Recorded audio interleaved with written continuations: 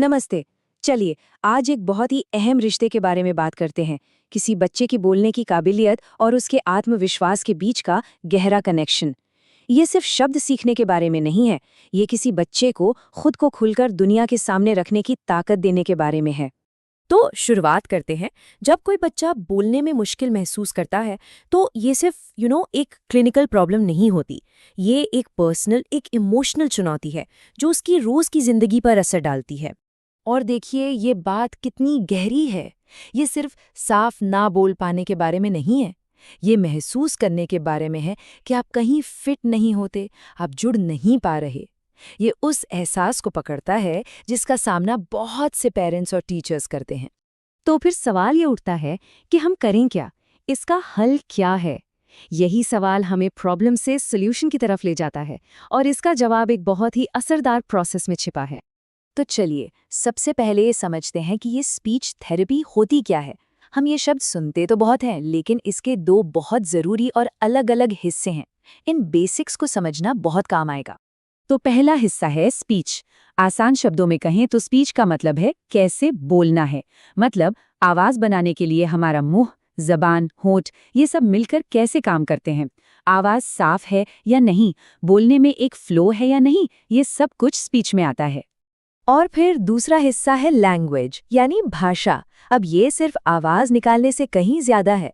भाषा का मतलब है उन आवाजों को मतलब देना। इसमें हमारी वोकैबुलरी, ग्रामर और अपने विचारों को सही तरीके से सामने रखने की कला शामिल है। तो अब आप समझे, स्पीच है कि आप कैसे बोल रहे हैं और भाषा है कि आप क्या बोल रहे हैं। हो सकता है कोई बच्चा बहुत साफ बोलता हो, मतलब उसकी स्पीच अच्छी है, लेकिन उसे अपनी बात कहने के लिए सही शब्द नहीं मिलते, मतलब उसे भाषा में चैलेंज है। स्पीच थेरेपी इन दोनों ही चीजों में मदद करती है। चलिए, अब सबसे ज़रूरी हिस्से पर आते हैं।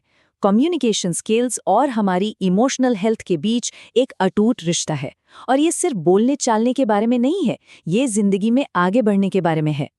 और पता है सबसे कमाल की बात क्या है? इसके पीछे पूरा साइंस है। जब कोई छोटा बच्चा कुछ बड़बड़ाता है और बदले में उसे एक स्माइल या कोई जवाब मिलता है, वो सिर्फ एक प्यारा सा पल नहीं होता। असल में उस बच्चे का दिमाग बन रहा होता है। हर बातचीत एक नया कनेक्शन बनाती है जो आगे चलकर सीखने की नींव रखता है। और यहीं से जुड़ता है कॉन्फिडेंस। देखिए, कॉन्फिडेंस का मतलब सिर्फ अच्छा फील करना नहीं है। इसका मतलब है खुद की काबिलियत पर भरोसा करना, नई चीजें ट्राई करना और मुश्किलों से न घबराना। अब जरा सोचिए, जब कोई बच्चा अपनी बात कह ही नहीं पाता तो उसे कितनी फ्रस्ट्रेशन होती होगी। वो धीरे धीरे लोगों से कटना शुरू कर देता है, क्योंकि उसे डर लगता है कि कोई उसकी बात समझेगा नहीं। और वक्त के साथ ये चीज उसके आत्मविश्वास को कमजोर कर देती है। तो सवाल ये है कि क्या स्पीच थेरेपी सच में काम करती है? कहने को तो कुछ भी कहा जा सकता है, पर चलिए हम सीधे सबूत देखते हैं। कुछ डेटा देखते हैं जो इसके असर को साफ साफ दिखाता है। तो हुआ ये कि हाल ही में एक स्टडी हुई। रिसर्चर्स ने क्या किया, उन्होंने 6 से 12 साल के 100 बच्चे लिए और 120 दिनों तक उन्हें स्पीच थेरेपी दी। उन्होंने थेरेपी से पहले और बाद में दोनों बार उनके कॉन्फिडेंस लेवल को मापा, ये देखने के लिए कि क्या सच में कोई बदलाव आता है। और जो रिजल्ट्स आए वो कमाल के थे। जरा इस चार्ट को देखिए।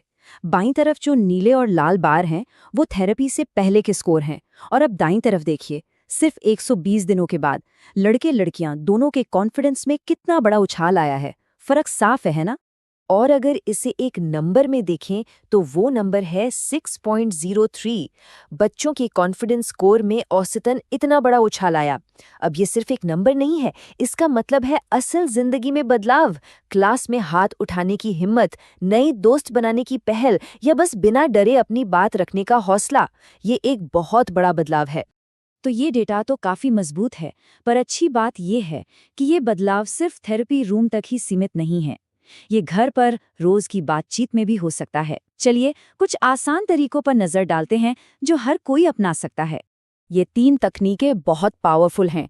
पहला, ऐसे सवाल पूछिए जिनका जवाब हाँ या ना में ना हो, जैसे फिर क्या हुआ, ताकि वो और बोलें। दूसरा, उनकी बात को दोहरा कर दिखाइए कि आप समझ रहे हैं। और तीसरा, उनकी कोशिश की तारीफ कीजिए, ना कि सिर्फ रिजल्ट की। ये छोटी छोटी आदतें बहुत बड़ा फर्क ला सकती हैं। हाँ, पर ये जानना भी बहुत ज़रूरी है कि प्रोफेशनल हेल्प कब लेनी चाहिए। ये कुछ माइलस्टोन्स हैं जिन पे ध्यान देना चाहिए। अगर कोई बच्चा इन तक नहीं पहुंच पा रहा है तो किसी एक्सपर्ट से बात करना हमेशा एक अच्छा आइडिया है। जितनी जल्दी मदद मिले उतना अच्छा होता है। तो आखिर में हम इस सवाल पर आकर रुकते हैं। सोचिए, एक ऐसी दुनिया कैसी होगी जहां हर बच्चे को ये महसूस हो कि उसकी आवाज़ में दम है, उसे सुना जाएगा। जहां हर किसी के पास खुद को पूरी तरह से एक्सप्रेस करने का कॉन्फिडेंस हो। ये एक बहुत ही पावरफुल सोच है ना?